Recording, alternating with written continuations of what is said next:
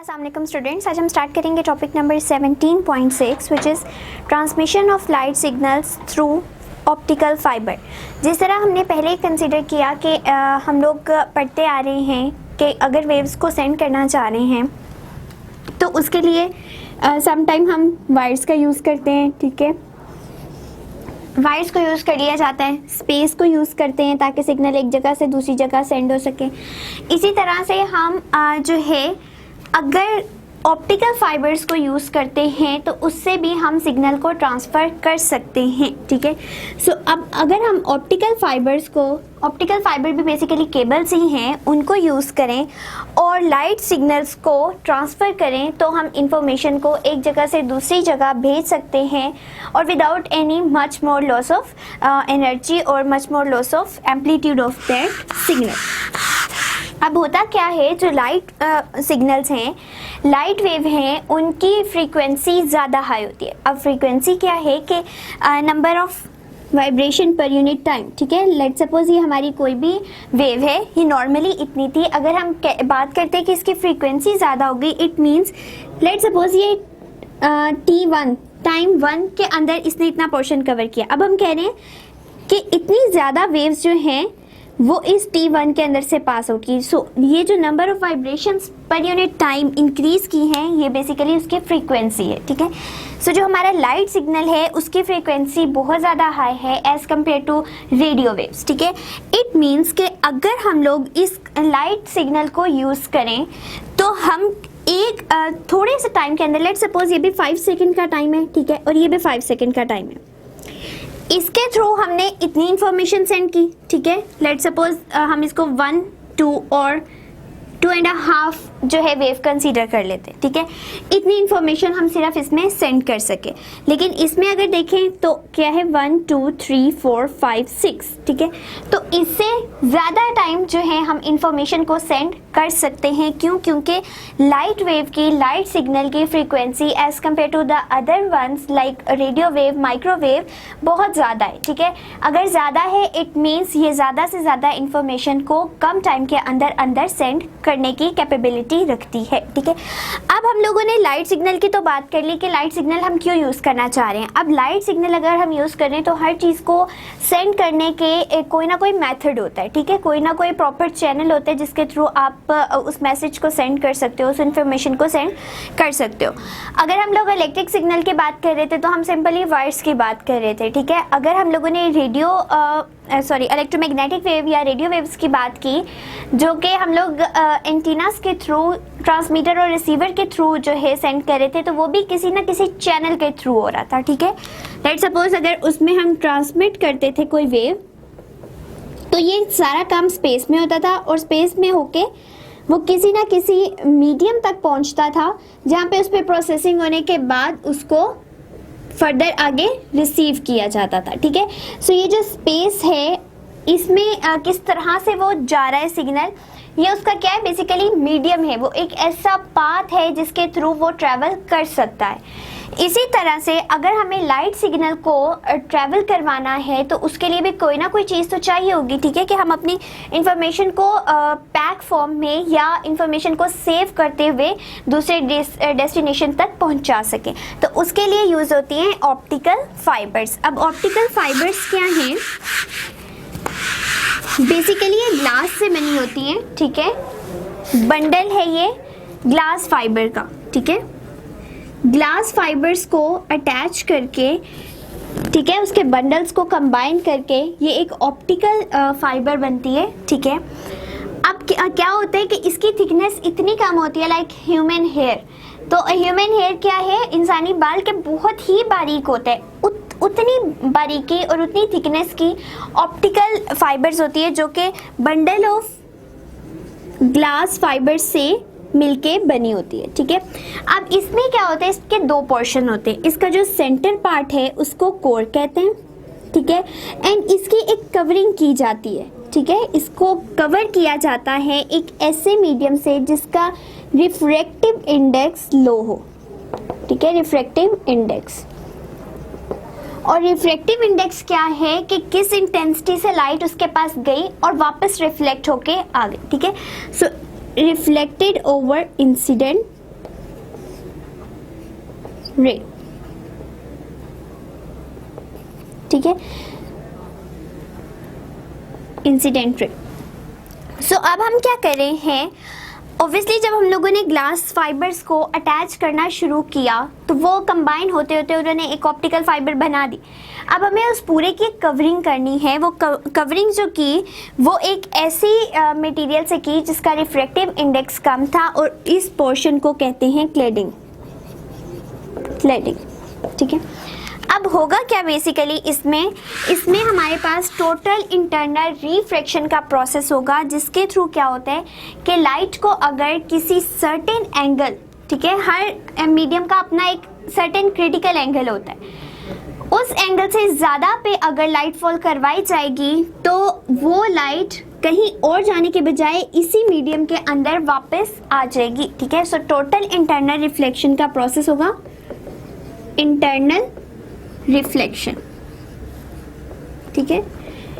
इसका क्या मतलब है कि अगर लाइट, लेट सपोज इसमें ट्रेवल की है, ठीक है, तो एक खास पॉइंट पे टकराने के बाद एक खास एंगल पे, ठीक है, क्या होगा कि ये बाहर मूव करने के बजाय वापस अपने ही मीडियम में ट्रैवल करना शुरू कर देगी। तो इस प्रोसेस का नाम है टोटल इंटरनल रिफ्लेक्शन। अब क्या हुआ कि जो भी लाइट एंटर हुई, ठीक है, हम लोग लाइट सिग्नल की बात कर रहे हैं, ऑप्टिकल फाइबर्स हम लाइट सिग्नल के लिए ही यूज़ करते हैं। यहाँ से लाइट एंटर की, अब लाइट को एंटर करके किसी ऐसे जो हम मीडियम यूज़ कर रहे हैं उसका क्रिटिकल एंगल डिफरेंट होता है, ठीक है। जो भी हम मीडियम यूज़ करते हैं उसका क्रिटिकल एंगल डिफर करता है, ठीक है। अब लेट सपोज इसका क्रिटिकल एंगल हम 42 कंसीडर कर लें, ठीक है, या 49 कंसीडर कर लें, तो क्या होगा कि ये यहाँ पे टकराई, ठीक है। टकराने के बाद इसका बेसिक पर्पस क्या था कि अगर ये इस एंगल पर टकराती तो हल्का सा ये अपने जो है नॉर्मल लाइन से बेंड कर जाती, ठीक है। लेकिन क्या हुआ कि हर चीज़ का जैसे खास एंगल होता है, क्रिटिकल एंगल पे जब ये टकराई है उससे ज़्यादा एंगल पे जाके ये फॉल की इस क्लेडिंग के ऊपर, तो इसने क्या किया, इस टोटल इंटरनल रिफ्लेक्शन के प्रोसेस के थ्रू इसको वापस उसी मीडियम में बेंड कर दिया, ठीक है। अब ये बेंड हुआ, अगेन जहाँ पे ये स्ट्राइक करेगा वहाँ नॉर्मल ड्रॉ होगा, ठीक है। नॉर्मल के बाद क्या होगा कि ये अगेन वापस इसी तरह मूव करती रहेगी, ठीक है। तो इट मीन्स कि टोटल इंटरनल रिफ्लेक्शन के प्रोसेस की वजह से आपका कोई भी डाटा लॉस नहीं होगा। अदरवाइज क्या होता कि अगर हम इसी की बात करें कि लेट सपोज हमने क्रिटिकल एंगल से कम एंगल पे लाइट को फॉल करवाया, ठीक है, लेट सपोज इतना सा एंगल था, तो ये क्या हुआ कि ये अपने ही मीडियम में आने के बजाय बाहर ट्रैवल कर गई। अब जब ये बाहर ट्रैवल कर गई है, इसका मतलब है इस पूरी वेव के पास क्या थी, इंफॉर्मेशन थी, ठीक है। इस पूरी सिग्नल के पास कोई ना कोई इंफॉर्मेशन थी। अब वो इंफॉर्मेशन जब तक इस वायर के अंदर से, इस ऑप्टिकल फाइबर में से पास करके यहाँ तक नहीं पहुँच जाती, तब तक क्या है, हमारे पास कोई ऑथेंटिक इन्फॉर्मेशन नहीं है। लेकिन क्या हुआ कि अगर लाइट पहले ही टकरा के बाहर निकल गई अपने ही मीडियम से, तो यहाँ पे जितनी भी इंफॉर्मेशन गई वो लॉस्ट हो गई, ठीक है, क्योंकि वो अब सेकंड मीडियम में चली गई है, वो वापस उस मीडियम में नहीं आएगी। सो ये इंफॉर्मेशन क्या हो चुकी है, लॉस्ट हो चुकी है। देन अगर कोई थोड़ी बहुत जो बचेगी वो एंड तक जाते जाते बिल्कुल लॉस्ट हो जाएगी, क्योंकि हर पॉइंट पे जो है वेव सिग्नल्स वो क्या हो रहे हैं, बाहर जा रहे हैं, मीडियम चेंज कर रहे हैं, इस वजह से वो लॉस्ट होते जा रहे हैं। तो हमारे पास एट द एंड कुछ भी रिसीव नहीं होगा, या अगर रिसीव होगा तो बहुत कम और जो है बिल्कुल कंप्लीट इंफॉर्मेशन नहीं मिलेगी। इसलिए क्या किया जाता है, ऑप्टिकल फाइबर्स को यूज़ किया जाता है, जो कि अगर लाइट सिग्नल यूज़ करें तो एज अ चैनल बिहेव करे कि इस चैनल, इस पाथ के थ्रू लाइट आगे ट्रैवल करेगी, ठीक है। अब लाइट सिग्नल्स के पास इंफॉर्मेशन होती है, वो इंफॉर्मेशन इस ऑप्टिकल फाइबर के थ्रू सेंड की जाती है, जिसका एक पोर्शन जो है वो कोर है, एक है क्लेडिंग। अब क्लेडिंग का रिफ्रैक्टिव इंडेक्स कम रखा जाता है, और जब लाइट उस पर फॉल करती है तो टोटल इंटरनल रिफ्लेक्शन के प्रोसेस से लाइट बेंड करती है, और बेंड करने की वजह से वो बस उसी थिकनेस के अंदर मूव करती रहती है, और जब मूव करेगी तो एट द एंड हमें पूरी की पूरी इंफॉर्मेशन रिसीव होगी, ठीक है। अब हमारे पास ऑप्टिकल फाइबर्स में भी डिफरेंट तरह के आ जाते हैं, लाइक सिंगल कोडेड आ जाती है, सिंगल मोड है, और हमारे पास मल्टी मोड केबल है, मल्टी मोड केबल, ठीक है, and single mode cable. Single mode cable, अब इसमें क्या होता है कि मल्टी का पर्पस ये हमें पता चल रहा है कि नंबर ऑफ पाथ्स, ठीक है, मल्टी चीज़ें हैं हमारे पास, ज़्यादा सारी हैं, ठीक है। सो क्या होता है कि अगर हमारे पास मल्टी मोड केबल है, इसको मल्टी भी बोलते हैं, तो क्या होगा कि लेट सपोज यहाँ से हम लोग कह रहे हैं कि लाइट को एंटर किया, ठीक है। अब इसके पास डिफरेंट पाथ है और डिफरेंट पाथ पे जब ये स्ट्राइक करेगी तो क्या होगा कि हर पार्ट से जब ये रिफ्लेक्ट करेगी या डिफ्रैक्शन का प्रोसेस शो करेगी तो उस बिहाफ पे इसकी इंफॉर्मेशन जो है वो कम होती जाएगी, लॉस्ट होती जाएगी।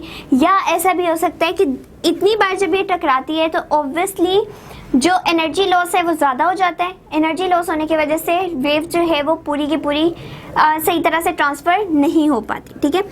तो मल्टी मोड केबल में क्या हुआ कि इसके पास डिफरेंट पाथ थे और उन पाथ्स को फॉलो करते हुए सिर्फ ये किसी शॉर्ट रेंज तक अपनी इंफॉर्मेशन सही डिलीवर कर सकता है, ठीक है।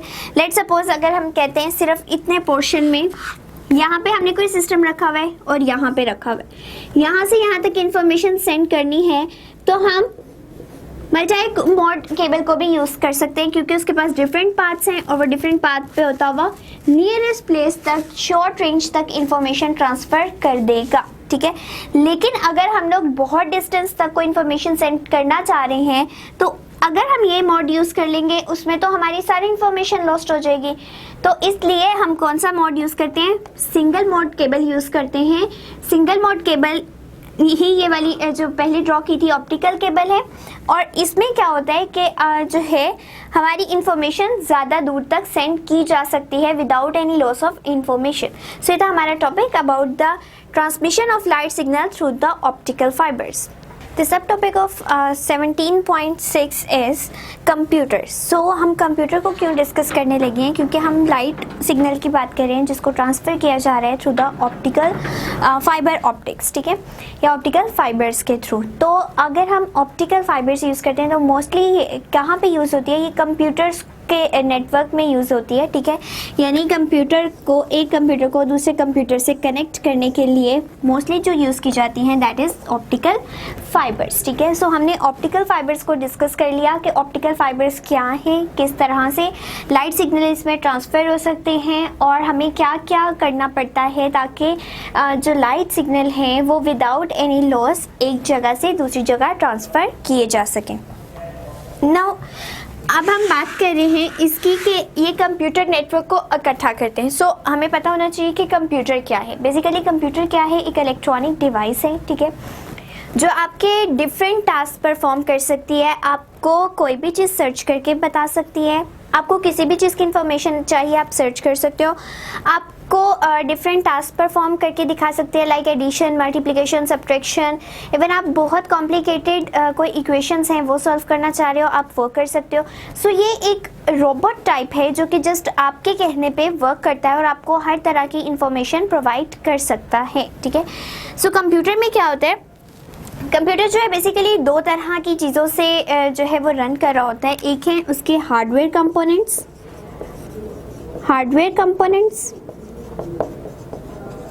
the other one is software components।